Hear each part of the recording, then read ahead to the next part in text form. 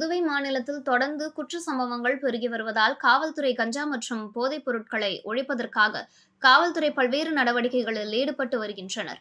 அந்த வகையில் பெரிய காவல் சரகத்திற்குட்பட்ட பல்வேறு இடங்களில் ஆய்வாளர் ஜெய்சங்கர் மற்றும் உதவி ஆய்வாளர் முருகன் தலைமையில் காவல்துறையினருடன் சேர்ந்து பல்வேறு சோதனைகளில் ஈடுபட்டு வருகின்றனர்.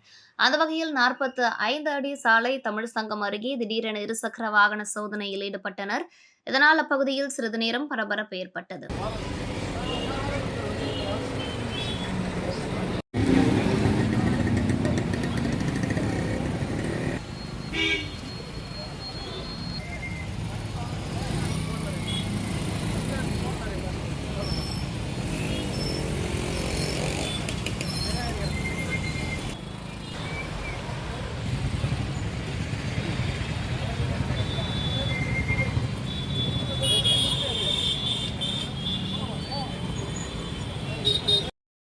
உங்களுக்கு இதே மாதிரி இன்ஃபர்மேட்டிவான கண்டென்ட் வேணும் அப்படின்னா நம்ம நேயம் டிஜிட்டல் யூடியூபை மறக்காம சப்ஸ்கிரைப் பண்ணி லைக் பண்ணி வச்சுக்கோங்க. ஓகே.